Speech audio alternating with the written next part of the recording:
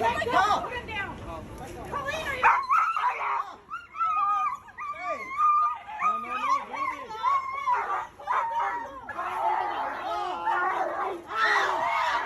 Hey everyone, Jake here, and what you just saw was a very horrific scene, a dog fight that is broken out, and what's really worse is that dog owners do not know how to properly break those dogs apart.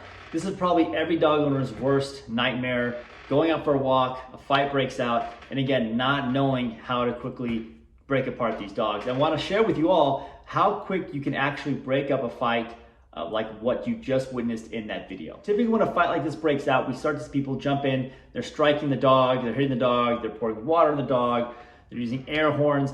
There's a lot of different things that you might see. These videos are all over YouTube and Facebook. You can watch horrific things like this happening when owners are taking their dogs on a walk.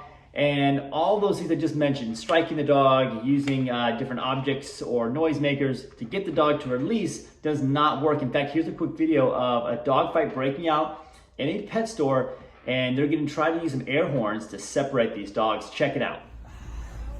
Get closer to the ear. You gotta do it.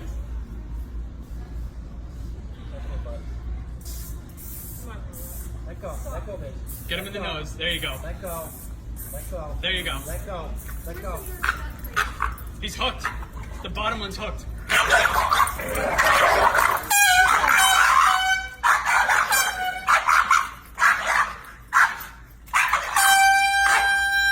As you can see there, the horn, little effect at all. The dog did not release. And most of the time when we start to use these stressors, when we start using things like air horns or water, we're starting to try to hit the dog to get them off, it simply doesn't work, because when the dog is in this drive state, the last thing they want to do is let go from that other dog. So what can you do? What can you do to quickly resolve the situation and perhaps save the other dog's life? I'm going to share that with you right now. What I'm about to show you is taught to all canine handlers. This is something that's taught to canine handlers in the event their dog does not release. This can happen in training, this can happen in real life, but the handler is trained what to do if that dog does not respond to the handler's commands and is not releasing and letting go as they should. They're simply going to be choking the dog off, and it's just that. And it happens relatively quickly if you know how to do it properly. There are a couple different ways that you can do this. Typically, we're going to want to use a slip line for this. Slip lines are something that we have on our dogs a lot of times. That like to pull, perhaps. They're good for training. However, in this situation, a slip line will work great. This is something I do not see happen in any of these videos, by the way, is these dogs being choked off, as I'm about to mention.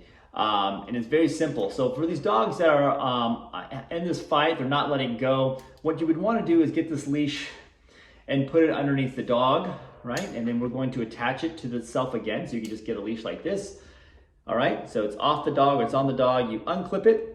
We put it around the dog's neck and we clip it together. And then once we do this, all we have to do is create pressure, and it's going to get very tight, all right? And we're just gonna keep our upward pressure on the dog, and it's going to get them to release. And then whoever's holding that leash, all you have to do is get away from the situation as quickly as possible. And that's all it's gonna take to stop that dog from continuing to maul that other dog, and again, perhaps save that dog's life.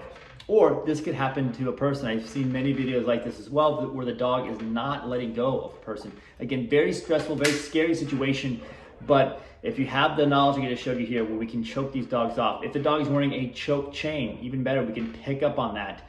I prefer, for safety though, when I'm talking about this to people, to clients, is to having your leash or a slip line, setting it underneath the dog's neck, clipping it up like I just showed you, begin to pull up, and then once the dog releases finally, taking off in a different direction. Another great tool or leash is a slip line leash. We use these here all the time.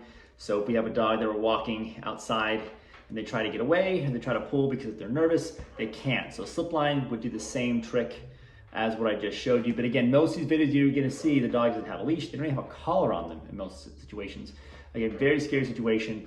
But I hope this gave you some knowledge on what you can do to break up one of these nasty dog fights like I showed, and hopefully you never find yourself in that situation. But again, if you do, hopefully it shed some light on this. So please share this video if you think it might be knowledgeable for someone that you know, and be on the lookout for some more training tips and dog videos.